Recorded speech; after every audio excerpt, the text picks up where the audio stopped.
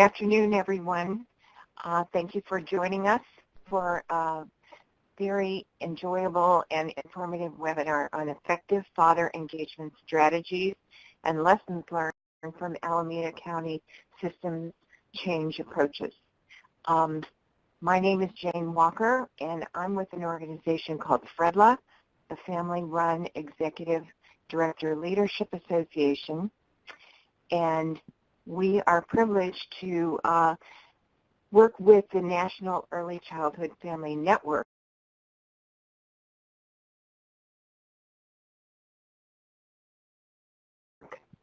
and FREDLA is a partner in the National TA Network for Children's Behavioral Health, operated by and coordinated through the University of Maryland. Please note that the contents of this webinar do not represent the views, opinions, or policies of the Center for Mental Health Services or the Substance Abuse and Mental Health Services Administration or the U.S. Department of Health and Human Services. I would now like to turn it over to Tish McGinnis to give you a little information about the National Early Childhood Family Network, an emerging organization that is really very dynamic. Tish? Thank you so much for joining us this afternoon. We're excited about presenting another webinar. We met a year ago and formed the National Early Childhood Family Network, and we are thrilled to be sponsoring this one as well. I would like to share with you, you see on the screen that our mission is that the National Early Childhood Family Network is a network of families and agencies committed to increasing the awareness of early childhood experiences by providing resources and trainings to families of young children. We aim to bring families together locally and nationally to increase our collective voices and to advocate for policies and educational research that promote the well-being of young children and their families regardless of race, religion, or socio-economic status. The reason why you are having this webinar today. We want to share with you that in parent leadership, we have given you just a slide there that has a quote that says that parent leaders create youth leaders, and we know that that brings us to the future that we have. And when we met a year ago and began the National Early Childhood Family Network, we were able to pull together a wonderful short video that we would like to share with you at this time that kind of gives more in-depth of what we are.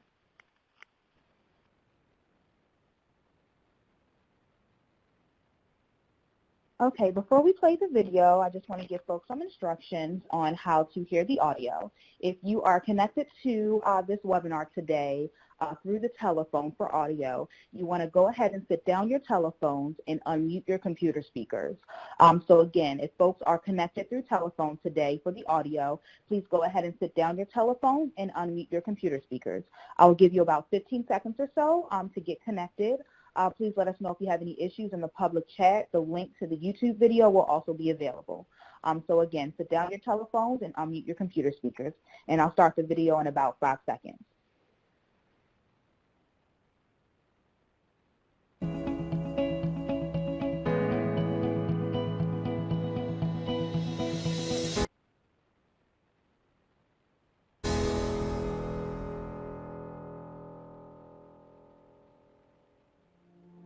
Most of it is that we all started by telling our story. And so when you tell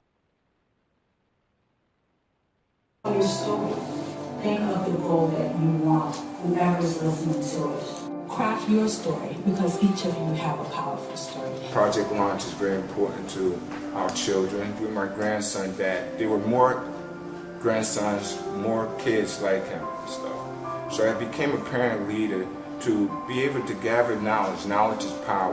With my own daughter, I was powerless because she was struggling. Nobody has a right to tell me or tell any child in the world that you do not have solutions. I was always being told, you discipline at home, you discipline in school. And we built a network. We built a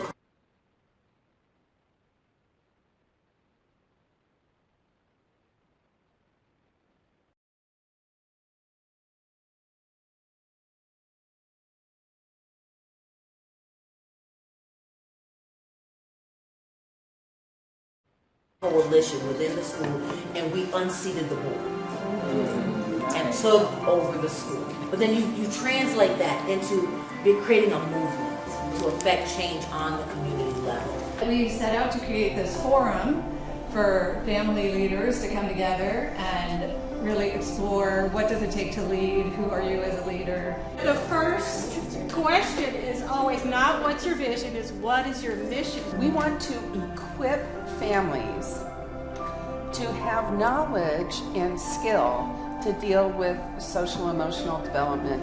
Being able to take the perspective of the child and carry that through. I engage parents and family on their level, not my level.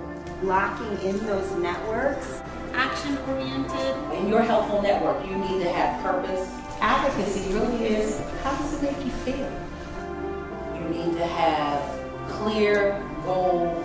We made a list of things that we're going to need to purchase, supplies. And you need to make sure you have the right team, like the right people on the bus. But we want parents in their story, but I want a parent who's a grant writer. We need to maximize our family members for that other thing that they have. A lot of us parents were all trying to do the same thing individually. And you may have the idea, this person may have the details, this person may know how to get the money, this other person may be good at getting feet on the ground. And as you use and you bring all these people together, You will be infinitely more powerful. Open up your text. What's one word? What do we want for our young children? Type that in.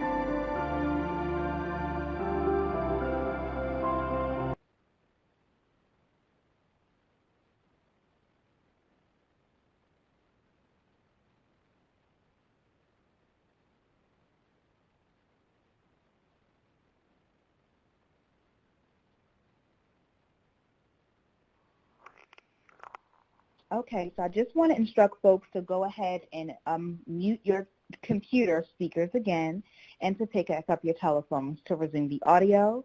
Again, please go ahead and mute your computer speakers and pick back up your telephones to resume the webinar's audio.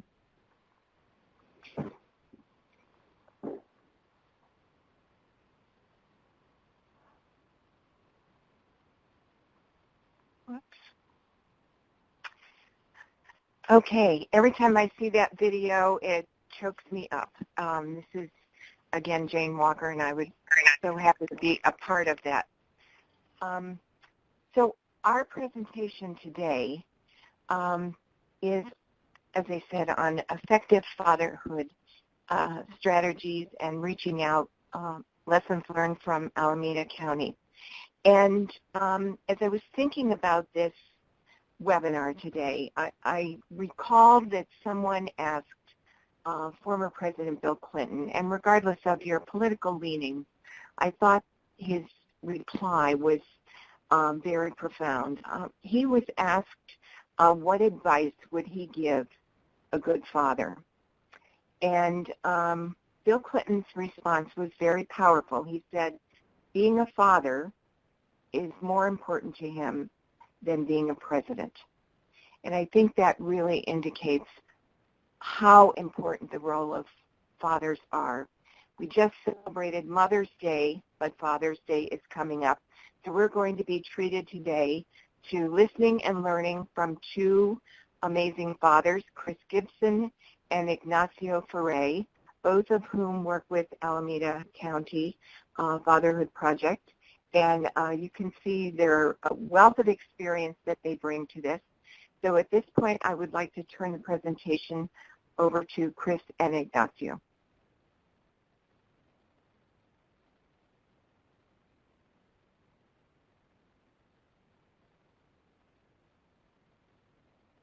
Chris, Ignacio, are you on mute?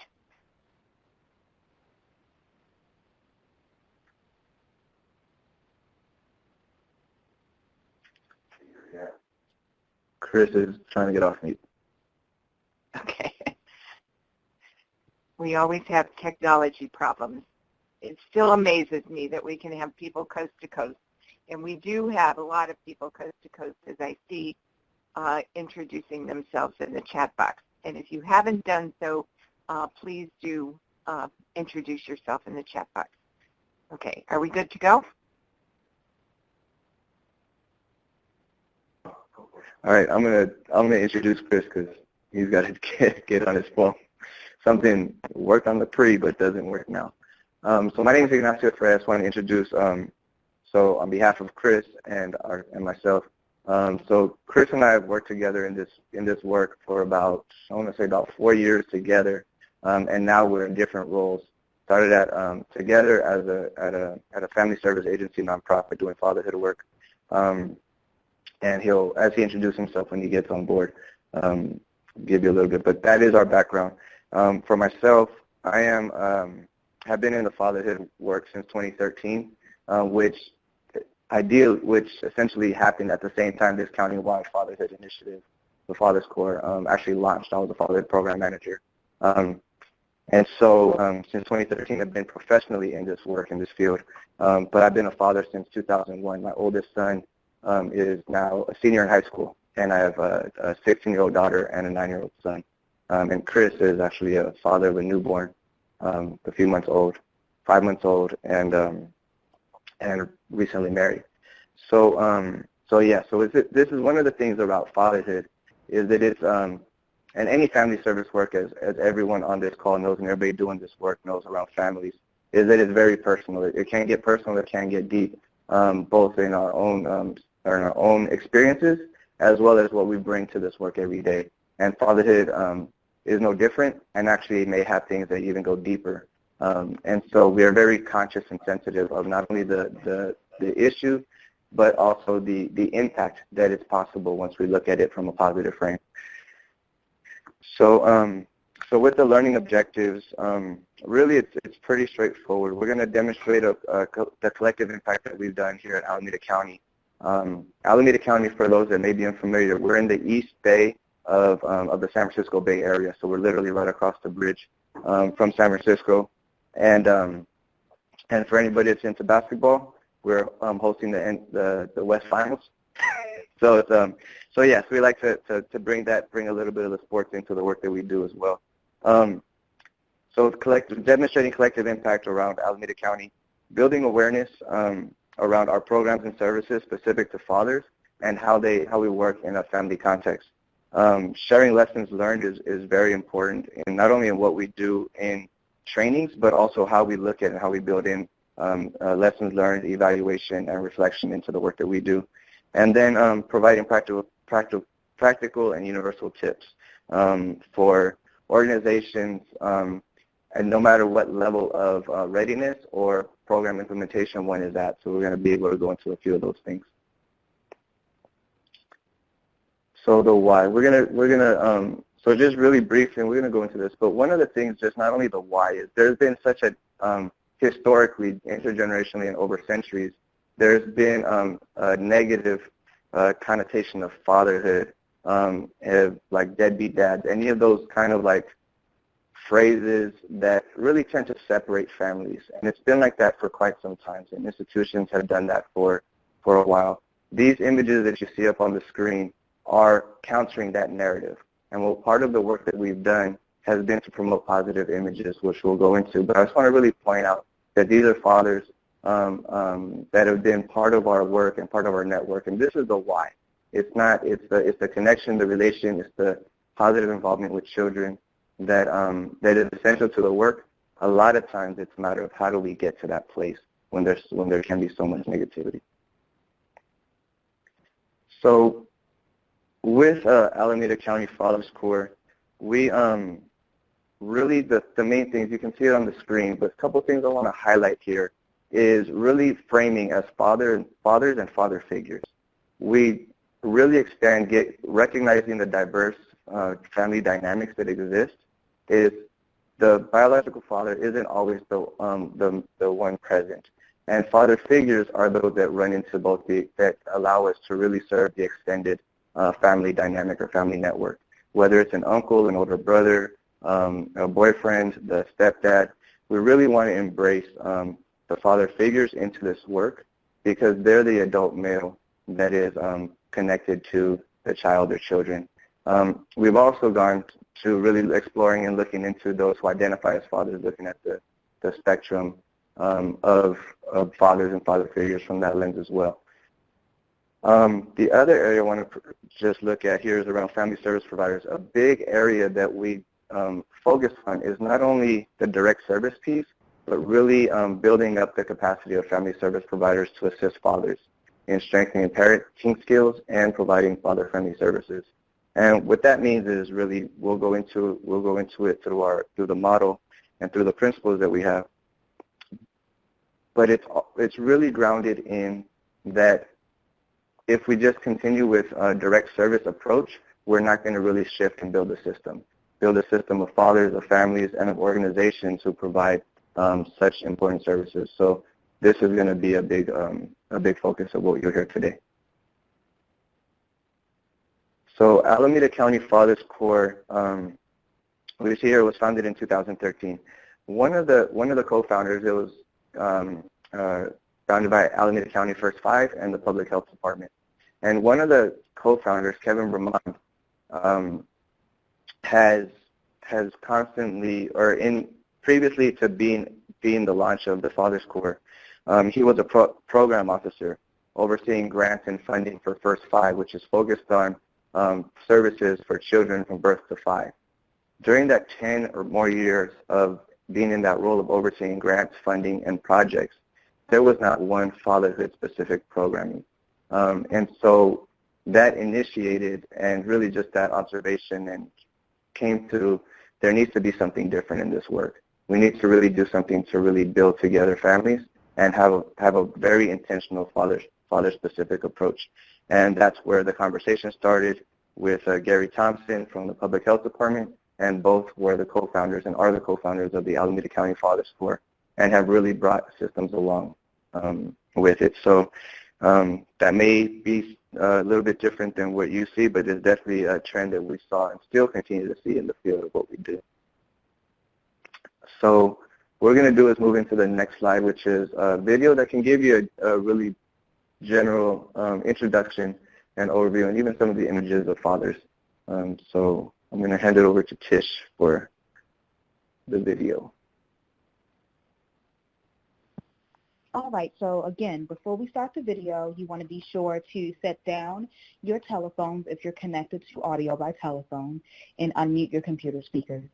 So again, go ahead and set down your telephone and unmute your computer speakers. And we'll give you about 10 seconds or so to get connected and situated, and we'll go ahead and start the video.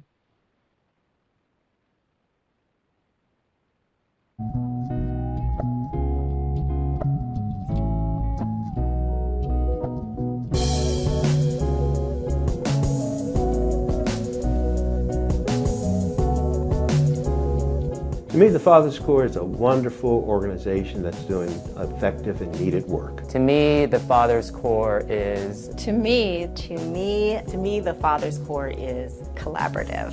Systems change. A systems change initiative.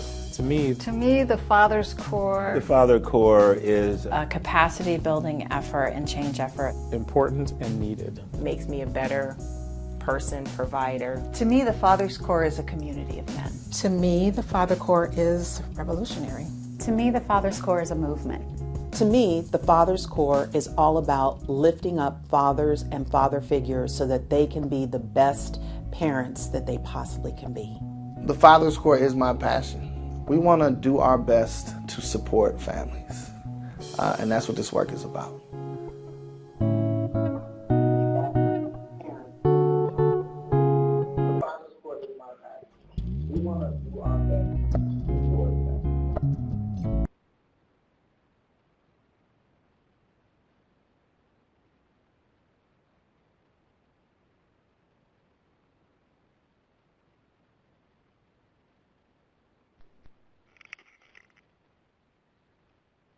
Okay, and just some instructions on how to connect back to the webinar.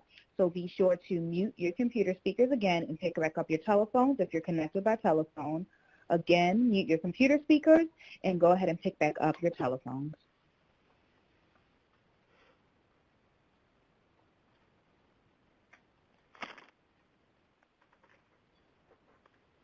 All right, so that gives you gives a general introduction to Fathers Corps, not only just what we're doing, but also who's involved in. We have really got to the what's been really able to really kick this off really at a county-wide approach, reach, and a county-wide level has been to getting county leadership involved. We saw in there a couple of our board of supervisors from the county, from Alameda County. And this father-friendly principles is something that was developed through the first cohort we've had in 2013. We launched a learning community. And it was the first cohort of male service providers to go through this and connect around the father and family work each one was doing to put it into a collective. And with that, developed and had through a facilitated discussion, what are some of the things that we need to be in place to really build this movement? And so came across and narrowed it down to these 7 father-friendly principles, which are pretty fundamental and basic when it comes to just what should we do. The matter of how do we do it, how do we go about it, and make organizational change and systems change and things like that that have not been the common practice, that's really where the work begins. So so with these father-friendly principles, it was approved by Alameda County's Board of Supervisors in 2015. And what that does is gave us a leverage and a visibility from the elected officials' perspective that can also draw down and dive into the work that we do. And this has become the fundamental and the foundation of what all of the trainings, the capacity building work, the systems change work, and the direct service work that we work towards and have been moving towards in the last 5 years. So these are the principles here. And the settings they've been applied include county agencies, school districts, family service agencies, and we'll get into a couple more. But it's really been a good foundation for our work. So I've mentioned just capacity building, systems change, and this is really just a 3-prong approach that we have to doing this work. The one that's been the most evolved and most developed has been our capacity building, which is our trainings. In addition to that, we've had systems change, which is really getting into the policy piece, the practice, and also the research and assessment. So for systems change, one of them has been really to get it to the high-level leadership around Alameda County to really make this as an umbrella approach to all the work that happens across county agencies, not just in public health, but as we work together with our probation department, with child support services, with social service agency, healthcare, and a number of other a number of county agencies that have come on board. With First 5 as having the early childhood focus, the partnership with public health department really allows our collective body to expand that approach from early childhood into the early elementary and also in adolescent years. So this has also become part of Fatherhood is embedded now in the First 5 strategic plan. So and then just one last thing that I'll mention is around our interagency work group. So we have a work group that has county representatives to look at our own systems around what work is currently happening and what needs to be done in order to achieve this vision. And so that's where the work group is really digging deep into how to make systems change within our organizations. So the research and assessment, one of the things that I'll focus on is the voice of the fathers. It's the report that was done several years back, and it really started with the perspective that fathers get spoken about but not spoken with. And the report, which is on our website, that's at the bottom, it has a lot of resources and publications. But the report really highlights, we did focus groups and we did with fathers who don't have regular interaction with their children. For the most part, many of them were non-custodial fathers or just had no interaction at all for several years. And so we really wanted to understand what are their experiences and what are their visions and what are some of the barriers and some of the challenges they've experienced. So that report really highlights and produced the recommendations that we've now worked towards implementing. So I just want to highlight that report for any of you to look at further. And then what it's led into is not only do we have the principles that I just mentioned previously, but we have a self-assessment tool and an implementation tool that are based on those principles that really help to guide organizations, and then we provide technical assistance to organizations once they've done a self-assessment, really looking at how well are they doing, or what stage are they at when it comes to each of those father-friendly principles, whether it's hiring male staff, having images of fathers, positive images of fathers in their waiting rooms or in their spaces, things like that. So we've really started to get to these assessments, and then from there prioritize to then work towards implementation. So the capacity building, this one is the most robust that we've had and the most consistent over the last 6 years. We're in the 6th year now, and what started off with capacity building, there's been the year-long trainings, which is about a 10-month training cohort that goes through various topics, whether everything, and I'll actually show you a sample of what the current year topics are. But we have a robust training, and it started off as a male service providers for the first 5 years. As of this current year, we opened it up and now have 3 simultaneously going learning communities, which are training series. And some of the topics do overlap from one cohort to the other because of the topics are so critical. But the dynamics we want to maintain is we want to maintain the male-specific learning community, because there are many, the dynamics there and the issues to be discussed in a male-only environment are very critical to moving forward this work, both as service providers, but also how we carry that work into the programs that we provide and we run. With the others, they're an all-gender learning community, as well as one that is specific to organizations to help them put in the practice and build the practice of actually developing and implementing fatherhood programs in the form of support groups, case management programs, things like that. But those are the 3 different areas we have, as well as agency level capacity building and technical assistance. So over the 6 years, we've had over 100 male service providers who have been trained, and this is a picture from our 5-year celebration. One of the things that you'll see is that we all have jackets, or those of us there have jackets. Swag is a big part of really promoting the visibility of this work. And for those who have been committed over those 5-year period, we're rewarded with these jackets, which are nice and comfortable.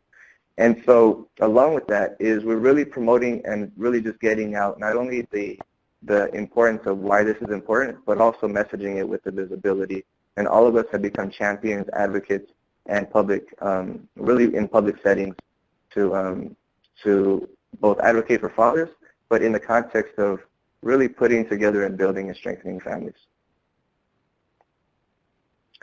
So our expansion plan. So as we entered the 5th year, we were at the stage of like, okay, what's next? Funding was starting to dwindle. It really started, actually the funding started with the first year with about a $7,000 budget. And it's then had with a lot of in-kind when it comes to like agency support and things like that. But we put a pitch into to our county board of supervisors as it was, as the father-friendly principles were approved. There was a focus of what's next and what resources do you need. And so in developing that conversation, we really brought our agency leadership together across multiple organizations.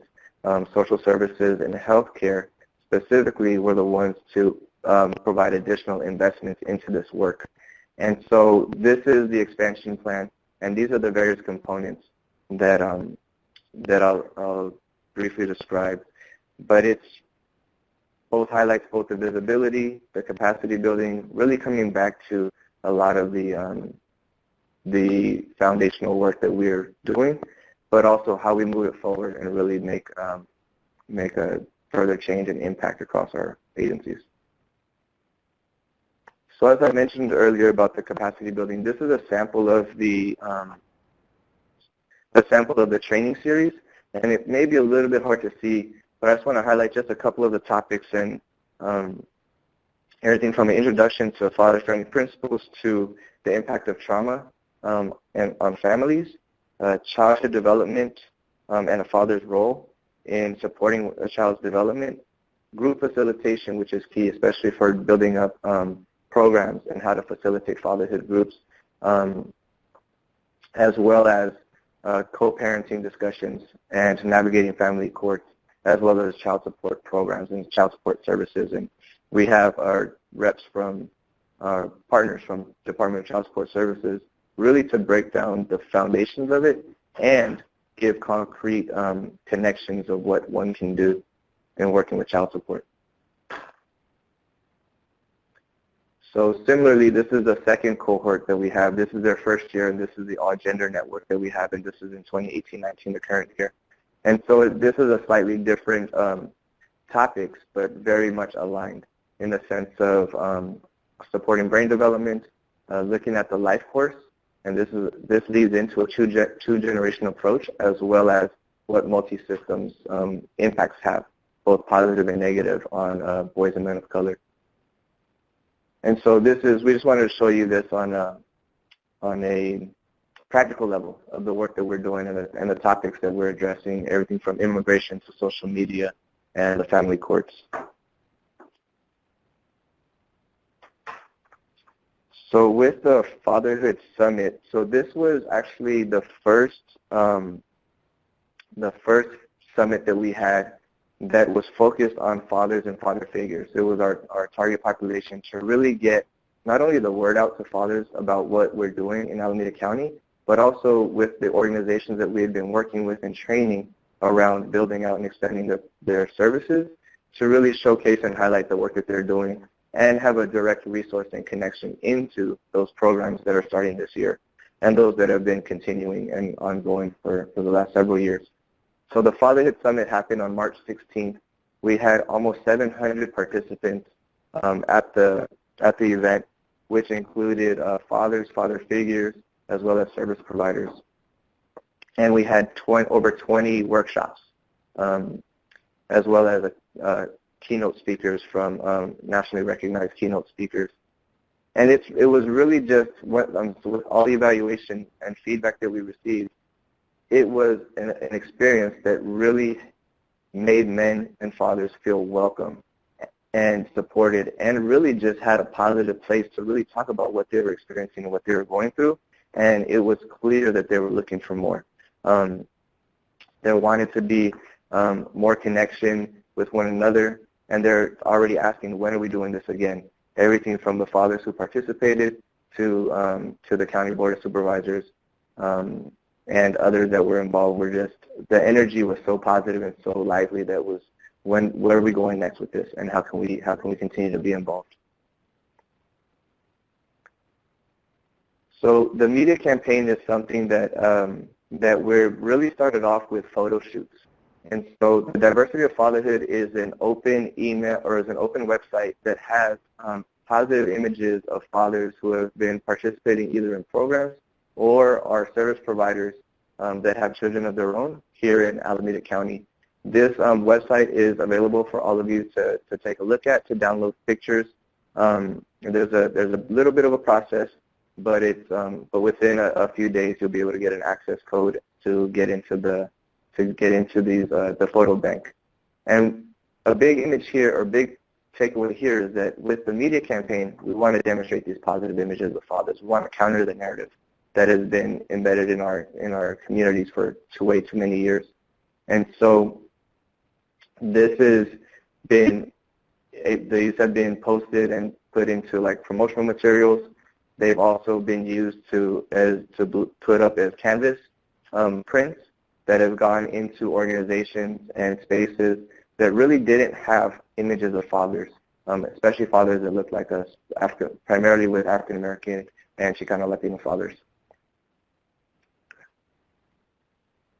So another component of the expansion that we're going through right now is really along the system change, which is the Interagency Fatherhood Work Group. And as I mentioned, we've had multiple county agencies that have various levels of intersections with fathers. And so we've really been looking at this, and we're in our second year of rolling this out. And it's really been looking at what are current policies and practices. How do we work with organizations that provide fatherhood or even family services? And what are the entry points for families into our systems so that we could really honestly and objectively really shift the way things have been done. And so there's been a definite enthusiasm going into this work, and also, some hesitation and there's a lot of people to convince.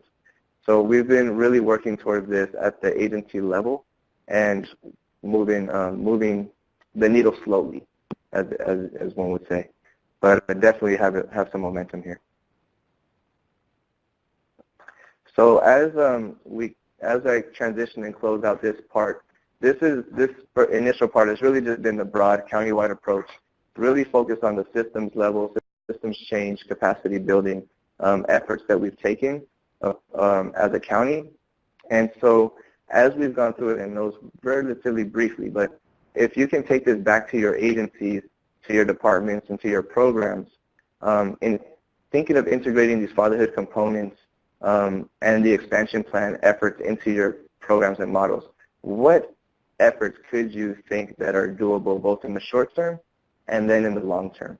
And I think that's one of the things that we really just want to pose as we get into any type of conversation about this, what we're doing. We know it doesn't always apply. So we want to make sure that you're able to look at what are some of the things that can be built upon from the work that we've done, what it is that can or could be applied to your agencies, to your work with families, with fathers, and most importantly, with your staff. So we leave you with this as we transition now into the work that Chris has been doing with the Fatherhood Initiative.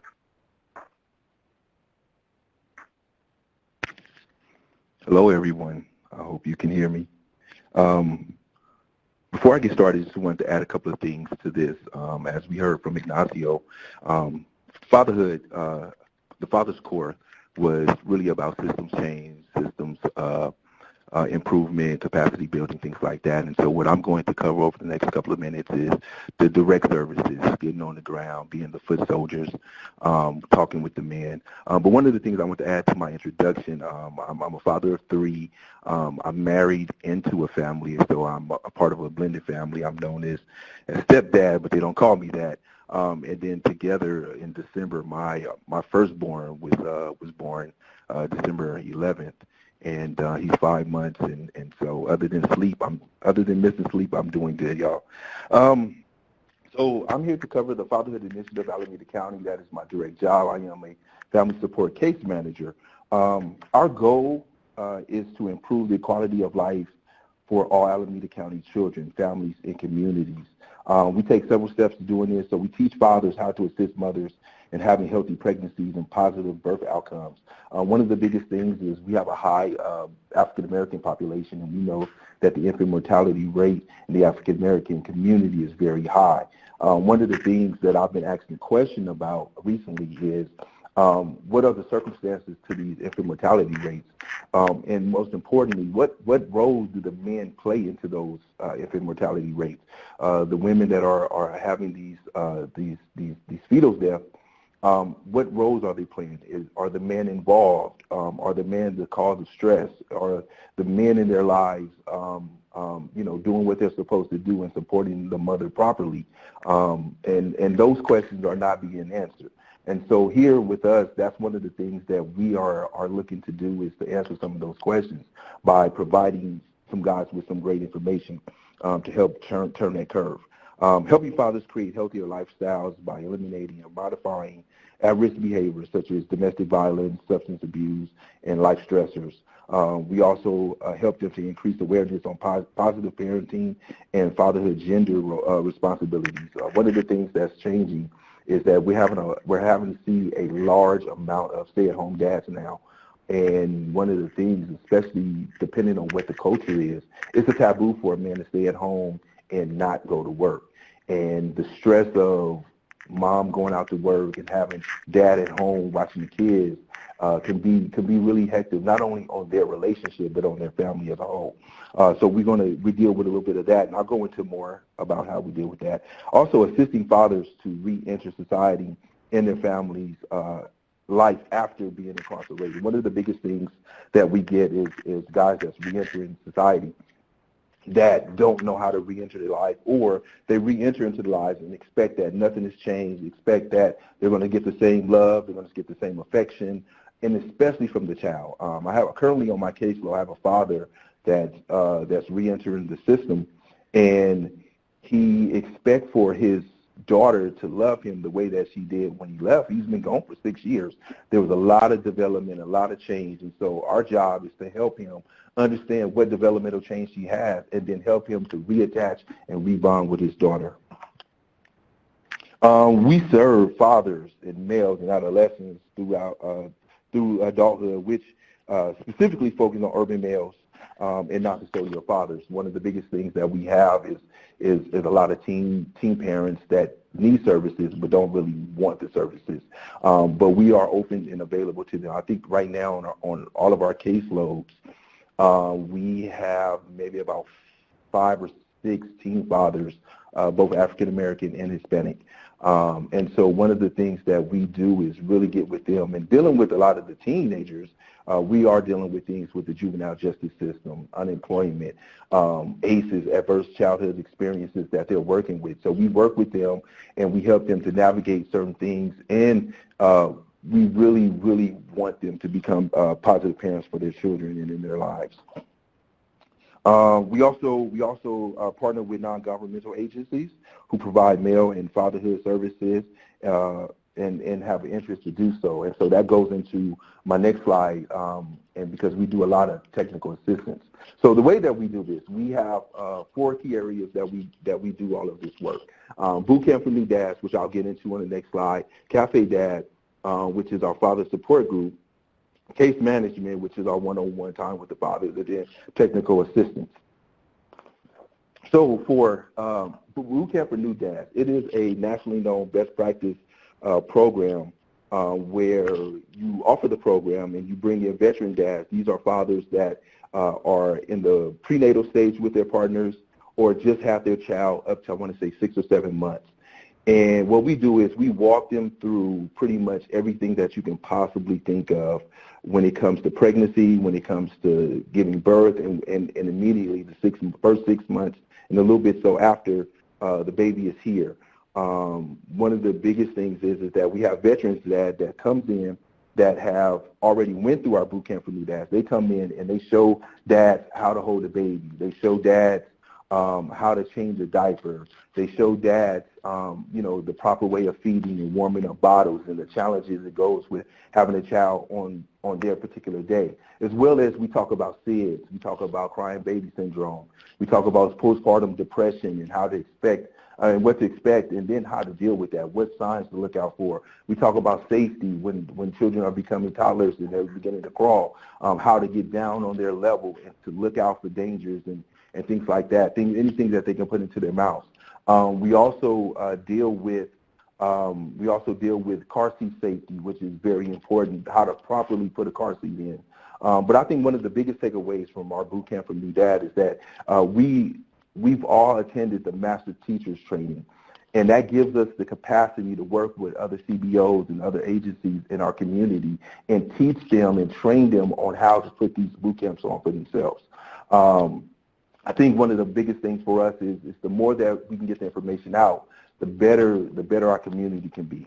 As it states in the slide, Boot Camp for New Dad approaches a father to father support, provides a safe environment for men to open up about their doubts and their fears. One of the biggest things is creating the safe space for guys to actually open up and talk about some of the things. One of the biggest things that guys come in and talk about is gatekeeping. And for many of you, if you don't know what gatekeeping is, that's when a father is attempting to change the diaper of a newborn or a toddler, and mom is like, oh, no, you're not doing it correctly. Move over, let me do it.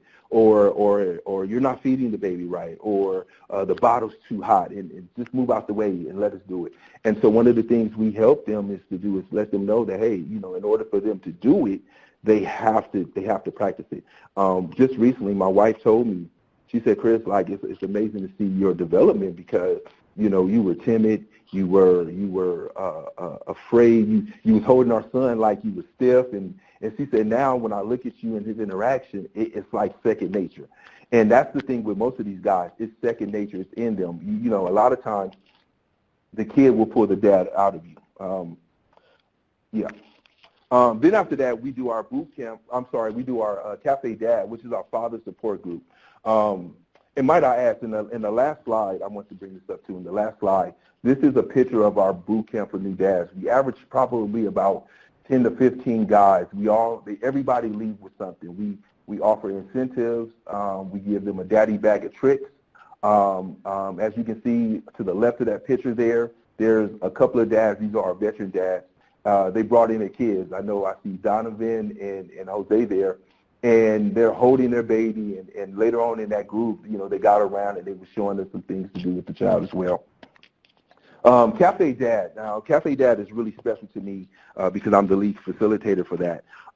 And over the years, I've been here 2 years, and I'm proud to say that in the 2 years I've been here with Cafe Dad, it went from averaging about 3 to 4 guys to now averaging a solid 9 guys per group. And I'm very, very, very happy about that because it took a lot of hard work. One of the biggest things that you have to understand when building a father support group is that you have to be patient. And I'm going to go back into that a little bit later, but you have to be patient. And then second of all, you have to offer a space for the guys to have their freedom to talk without any judgment.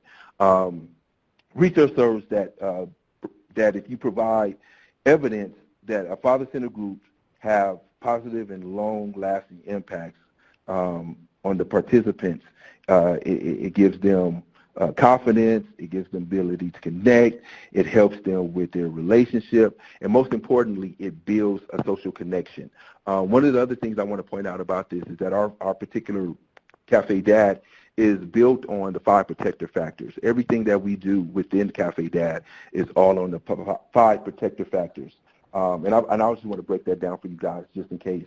So one of the factors is social and emotional competence of children, knowledge of parenting and child development, social connections, concrete support in the time of need, and then parental resilience. In our group, we face a lot of these different things, and we take time in each group to talk about one or more of these topics just so that our guys will know that, hey, listen, you know what a social connection is. A social connection is this group where you can come and meet up with some peers and learn from them and have some information that you can get to be a better man, to be a better father.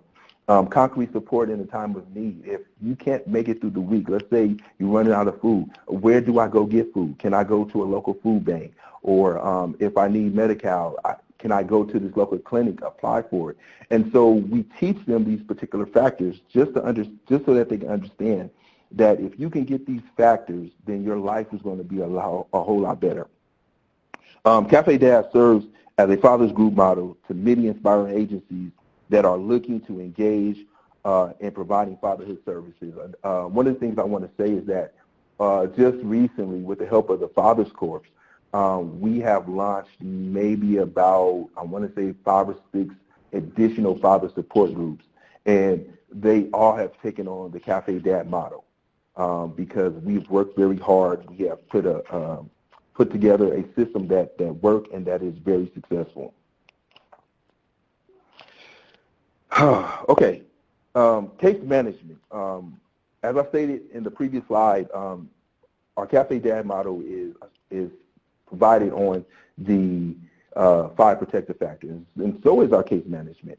We have a case management care plan where it is all based on the 5 protective factors. So as we're meeting with our clients one-on-one, and we're going through, assessing and planning, facilitating, and evaluating goals, what we do with these factors is we come up with a plan for the guys and sometimes even their partners on family planning. And we say, okay, so it looks to me that you guys are having a hard time getting along, that you guys are having some co-parenting issues. So we go to parental resilience, and we set objectives for them. So the objectives possibly would be, over the next week or so, just communicate one of your feelings to your partners. And that's all the objective is. And the goal is, how do you do that? Text message. You do that by a note, that you leave in her lunchbox or on her mirror at home, or you can email her a note. But over this next week, make sure that you communicate one of the feelings that you have. And so that's just one example of how we do it. But we use that with all 5 of the protective factors. We meet with our clients every 2 weeks, whether it's in home, in a setting, or here at our office. It's an ongoing communication with these guys, because one of the things we want to be is consistent in their life. These guys have had a lot of people that they depended on fail them. They've had a lot of a lot of hurt, a lot of trauma. And one of the things that we want to do is be consistent, because once we're consistent, we'll build up the trust for them. Another thing I want to add is that we're launching into is co-parenting. It's hard co-parenting when you're separated, and we understand that. However, there's some difficulties in co-parenting when you're together as well. Just because you're together does not mean that you guys was raised in 2 different households. You have 2 different experiences. One person may come from a family where the mom and dad was together, and another one may come from a broken family where mom and dad was not together, or he was raised with his grandmother. So one may have seen an example of what a relationship should look like, and another may not. And so we talk about some of those things here. We help them set goals around their child values, some of the things that they want, in the future for their children, and some of the things that they want together. I think if we can understand that we can get parents to work together on goals for themselves, whether it's finances, whether it's a building project at their home, whether it's hey, we're going to teach our little one to tie his shoes. If they can work on it together, it builds a relationship with them. It helps them communicate, and then it makes everything else a lot easier for them in the co-parenting era. So that's one of the things that we're going to be launching into in the near future. So not only co-parenting when they're separated is one thing, but then separating or co-parenting while they're together as well. Technical assistance. So pretty much we go in with the help of the Father's Course and assess programs for their father-friendly services. As Ignacio stated earlier, we have the 7 father-friendly principles that was adopted by the Board of Supervisors that is supposed to be in all of the county agency buildings. They should be practicing these. But then also, we are helping CBOs and faith-based organizations to implement these practices, preschools, and elementary schools, to implement these principles so that they can become a lot father-friendly. And then for us to come in behind them and to help them with certain things, help assess whether or not they're ready for a father's group, and if not, help them get ready for a father's group. If they don't have a man that's there to lead a particular father's group, then finding a ways how we can assist. Maybe there's a guy that's already volunteering that can co-facilitate with one of their female leads. Just little things like that. The father-friendly assessment and implementation tool we use as well. One of the things that I love about that is that, it's not just a tool for you to look at, but they actually give you some ideas of what you can do. One of the clinics that we are working with out here, we just had a TA meeting with them, a technical assistance meeting with them, and they really began to change some things. They brought us a ton of ideas. In their particular clinic, they're going to have a father section where they're going to be having a video that talks about positive fatherhood.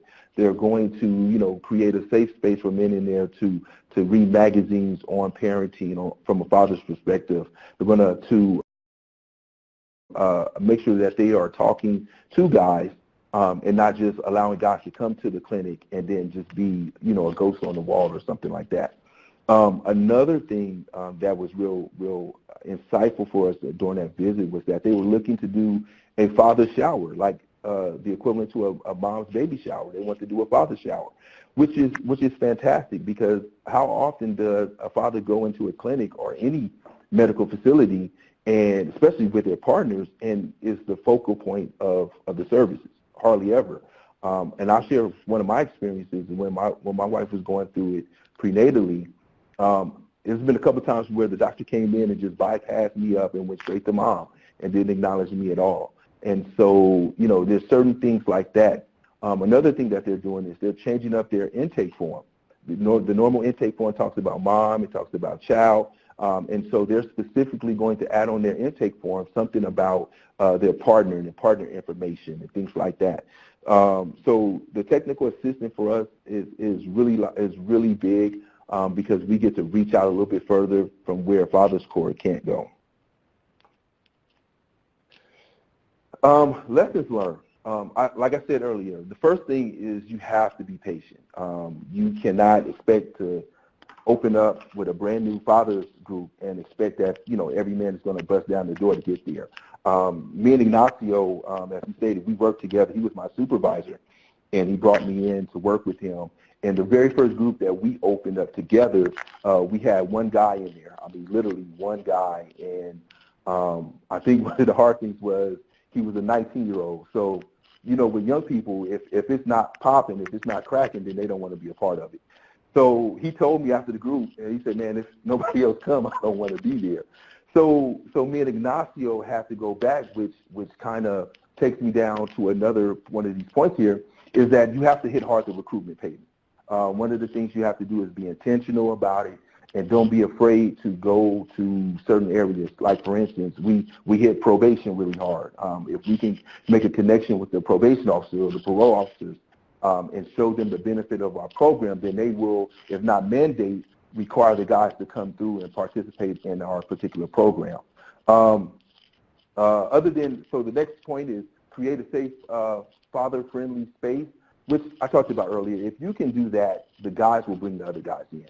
The reason why Cafe Dad is real solid right now for us is because there is a safe space for guys to come in, talk about whatever they want to talk about. They want to talk about, my child's mother is not, allowing me to see her, and I'm mad. We give them that particular time to vent and get that frustration out. And then after that, we get together and say, okay, so these are some steps that you can do to change that.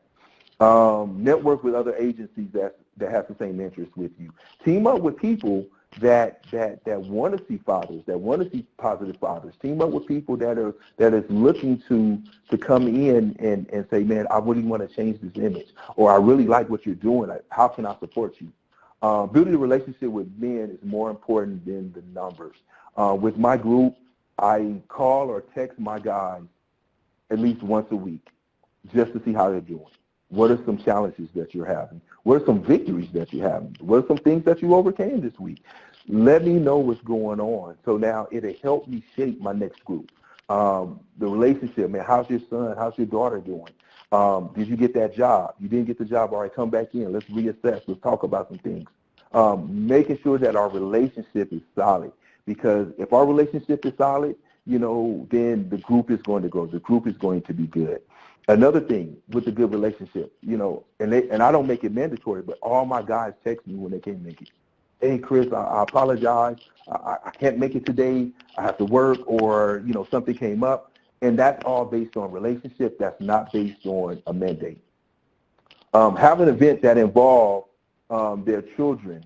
One of the things that we do here, we do a Daddy and Me event where we encourage the fathers, and this is not just for Alameda County Fatherhood Initiative. This is a county-wide event where we open it up, and we want dads to come in to experience a day with their child out in a park. We have a local place called Children's Fairyland, which is operated by the city, and so we have a connection with them. So we use that connection, and they pretty much gave us free admission for all the men and their children and their families that wanted to come in.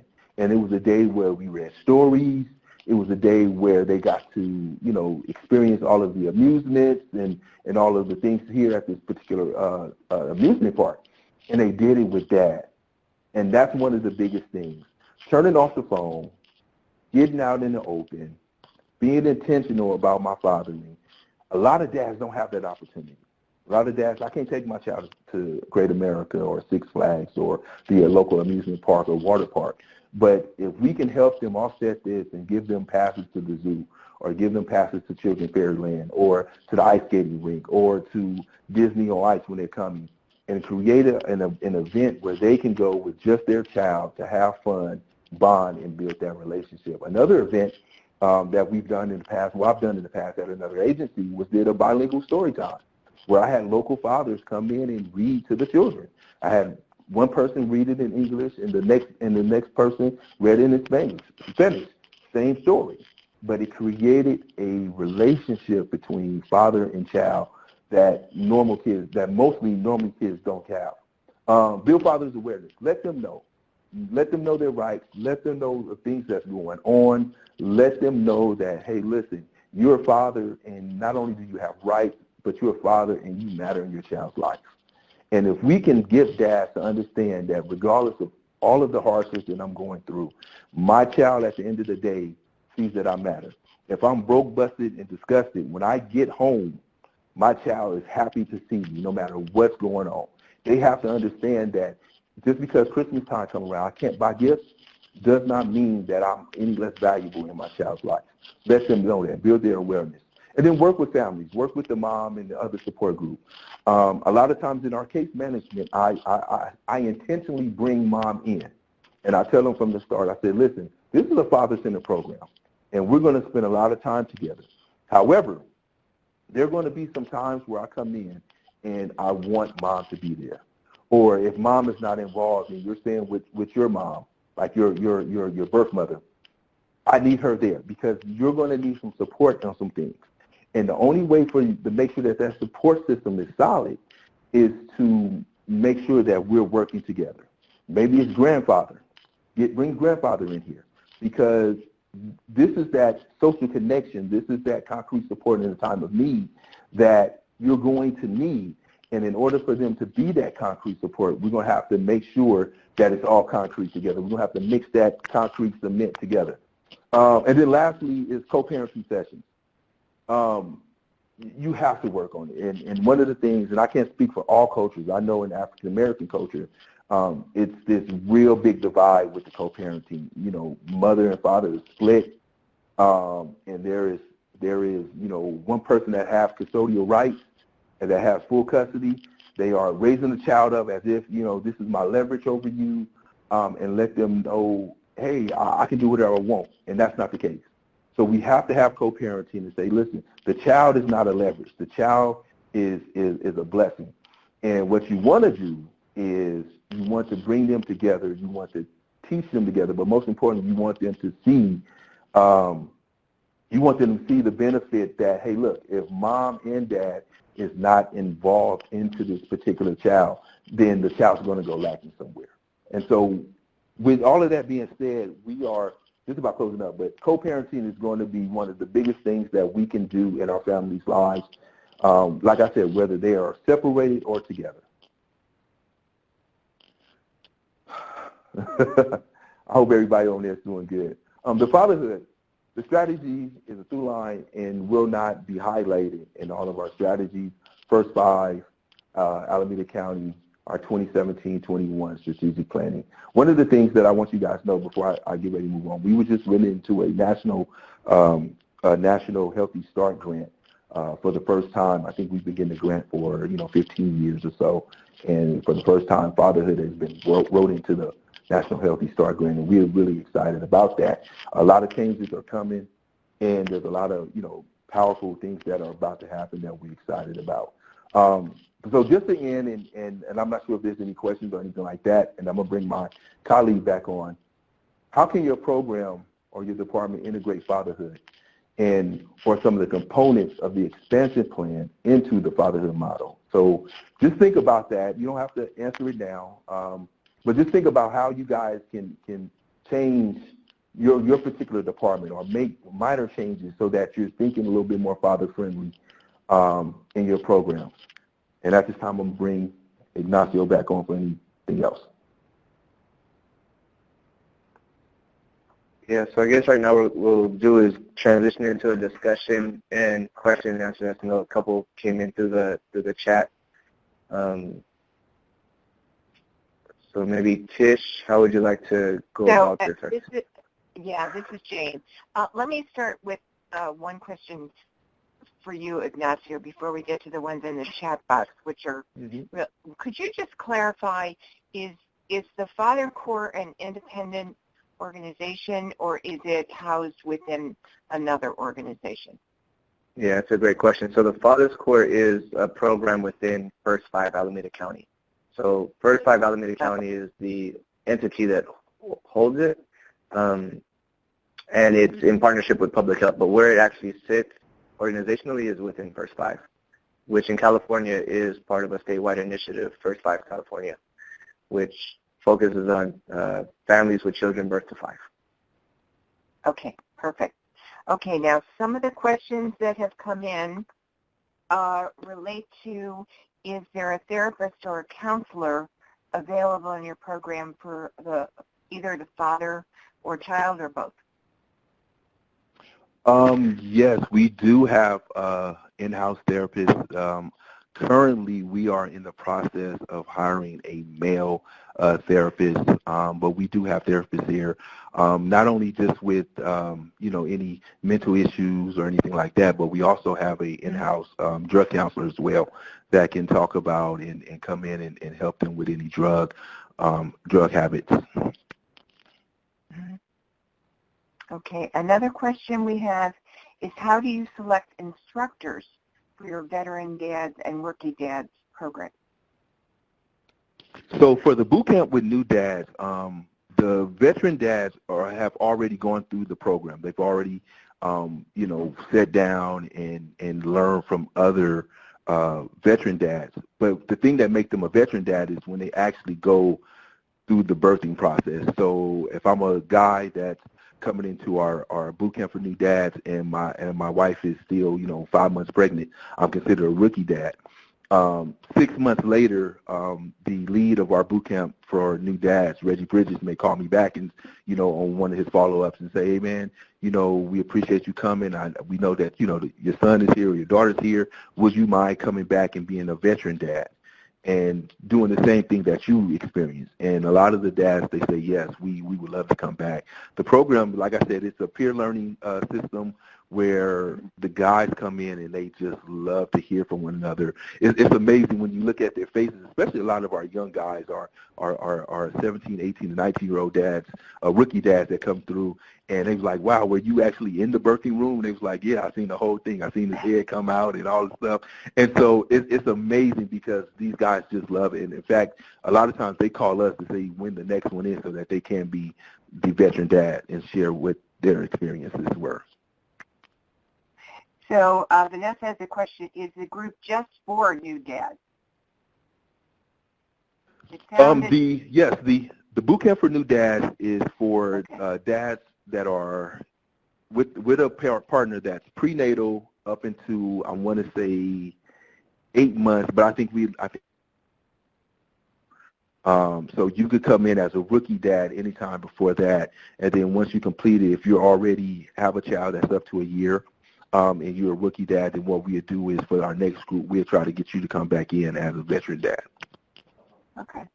But so for dads that don't have newborns, you have a range of other support groups, cafes, trainings, all those kinds of things, it sounds like, social events as well. So you really try to accommodate needs of fathers of all levels, I guess. Another question. Oh, I'm sorry. Go ahead. And so, yeah, Cafe Dad is open to any father. Any father from, if you prenatal to, you can have a 20-year-old. We have grandpas in Cafe Dad. that come in and they share their experience as well. So Cafe Dad is open to everyone. Boot camp for new dad is a little limited to just prenatal up into about a year old. Okay. So you also mentioned early on your self-assessment, or the organizations can do self-assessment. Is that available to people? Would they be able to access that?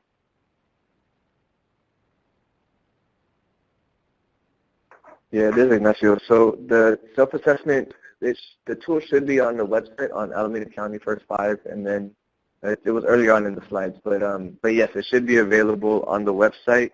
It's a Word document that can be downloaded. Okay, great. And the principles are on there as well? Yes. Okay, great. Everybody get onto the Alameda County Fathers Corps website, and you can download the self-assessment as well as the principles.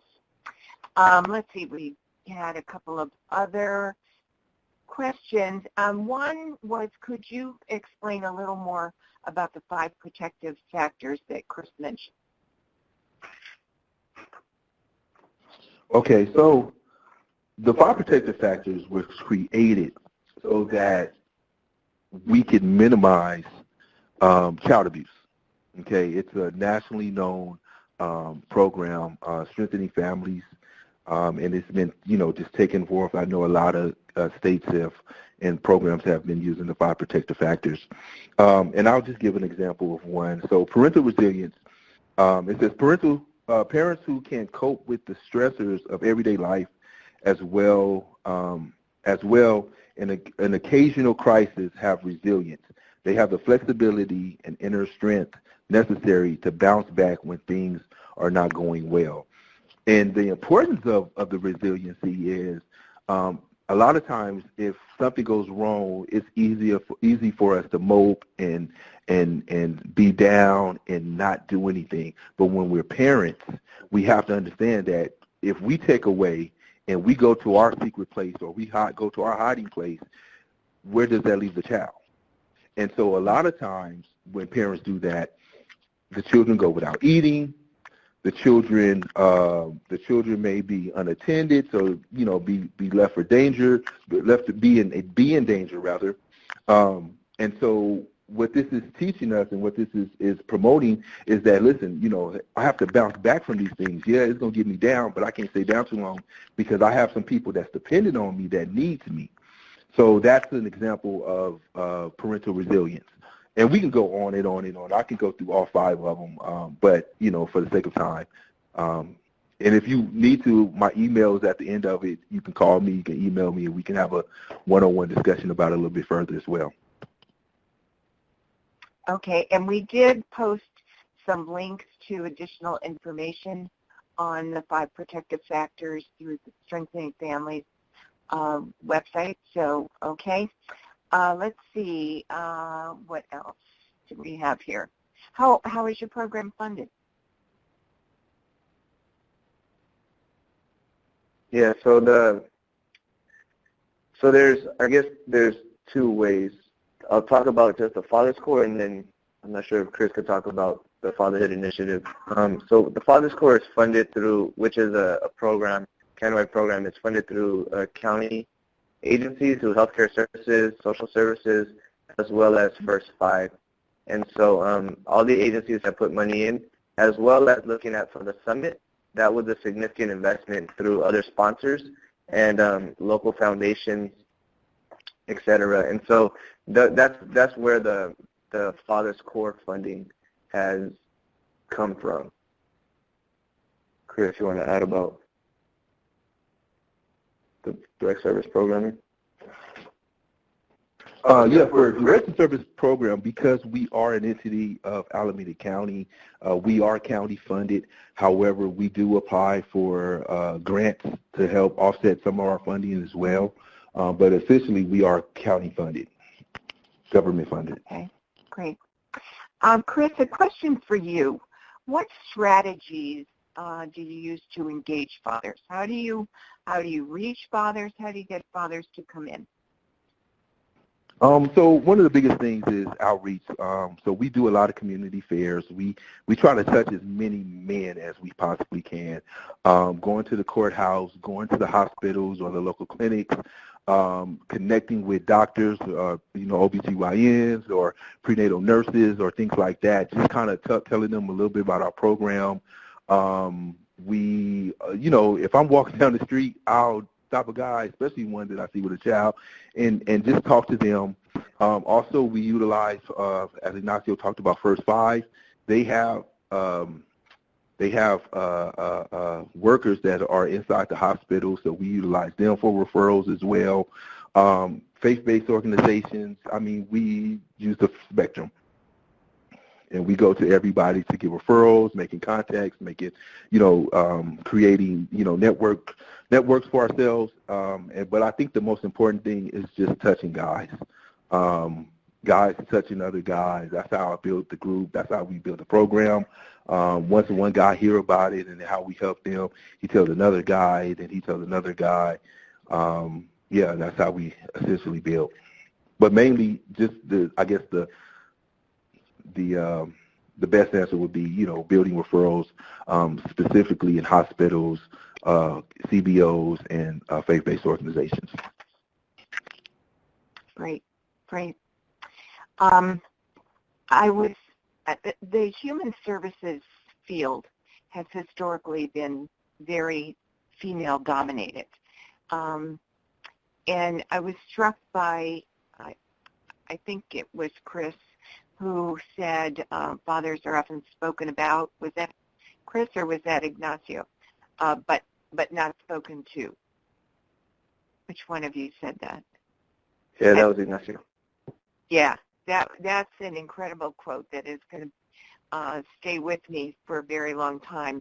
And it sounds like through your three-pronged approach, systems change, capacity building, research, and assessment, you are really trying to change that historical perspective. And I'm struck by your emphasis on reaching other providers. You emphasize male providers, but do you also work with providers that may not have male staff or and help them also to come along and be more father-friendly and develop strategies to engage fathers? Yeah, so that's so there's the short answer, and then I'll expand. The short answer is yes, we definitely work with organizations who may not have males on staff. And as you mentioned, the historical, just the way it goes is it's a female-dominated field. When I came into the family service organization, I was the only male in the management team for about, for a little while. And of the management level within an organization and having fatherhood in my title, any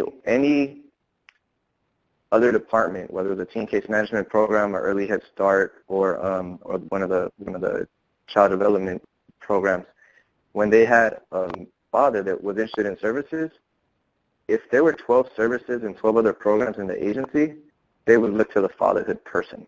And it's like, no, that's not how it's supposed to work. We have to work and build up your case management ability to be able to work with dads, because you can't send from 12 programs to one position. And so this is where we started to really build up within an organization, started to build out conversations around co-parenting. How do you engage the father when you're doing a home visiting program and the father's in the room? Don't ignore the dad. Acknowledge. And it's some of those basic fundamentals, but yeah, it is. So when it comes to like the system change and the capacity building, some of it is a reflection of what is your current practice, not what does the eligibility say, which is one thing, but how do the interactions happen with the families you engage with? What do the intake forms look like? And do you have is there a space on the form that doesn't just have like one parent's name, but the other parent's contact information? And those kind of things are part of what's shifting the practice. And the emphasis with the male service providers is because there hasn't been a space, and then people don't feel engaged or connected to the work, and then guys leave the field. And guys who want to be there just don't have their own social connection in this work. And that's a big piece of what the male learning community, I honestly go to the training not for the content, because I've seen some of these trainings 3 or 4 times. I go there for the social connections, and they're usually on a Friday afternoon, and it's very uplifting to be in that space, be in that environment. And so that is a big part of just what we need as service providers, both doing the work or as whatever level of positions we're in, to be in that space, because Chris, myself, and others on our team here in the county, when we go to any other meeting outside of fatherhood, we're in a female-dominated space. Mm-hmm. Wow. At the beginning, I introduced our presenters as dynamic and informative, and I think they have delivered on all counts. They've given us so much food for thought. Is your contact information on the next slide? I think you're going to have a ton of people wanting to reach out to you. Is it? Let's see, I don't see it there. We can get that, or if you could type it into the chat box, if you don't mind. But I want to draw people's attention to the PowerPoint is available in the file box that's right below the chat box. It's the PowerPoint from today's presentation. Below that is a newsletter, a special edition newsletter that my organization, FREDLA, did about 2 years ago on supporting fathers. And it's got a lot of resources in there around supporting fathers. Below that is the latest edition of the National Early Childhood Family Network newsletter, the spring edition. It is packed with information. You do not want to miss it, for sure. And then I'm actually not sure what the additional download is there. Family-friendly practices, perhaps, which may be a handout that Chris and Ignacio, did you provide that handout? Family-friendly practices handout? Yeah, I can't open it myself to see what it is, but or family-friendly principles, perhaps. That might be it. That might be what was in the earlier slides. The principles are there for people to download. So, yes, Tiara's put that in there. So we want to thank everyone for your time this afternoon. We want to also, I'm going to go back and thank our incredible presenters, Chris and Ignacio. Wonderful to listen to you today. Thanks to the National Early Childhood Family Network Steering Committee, who really works to put these on. Thanks to all of you who took your time this afternoon to share it with us. And I want to thank the tech team at the National TA Network for Children's Behavioral Health, especially Tiara Brown. And a big thank you to SAMHSA, who funds these webinars, to Yannick Edmonds, and also Jennifer Oppenheim at Project Launch, whose vision inspired the creation of the National Early Childhood Family Network. If you would like more information on the network, Tish McGinnis, who was on earlier in the webinar, here's her contact information. We need you. We want your participation. And you'll see some of the work that the network is doing around early childhood if you download the spring newsletter that's in the box there. So thank you one and all. This was a fantastic webinar, and thanks again to our terrific presenters, Chris and Ignacio. We wish you all a great, there's their contact information. There is one more very quick thing. I believe you may get a very quick survey at the end of this webinar. It's about 3 questions, just asking for feedback. If you would take a moment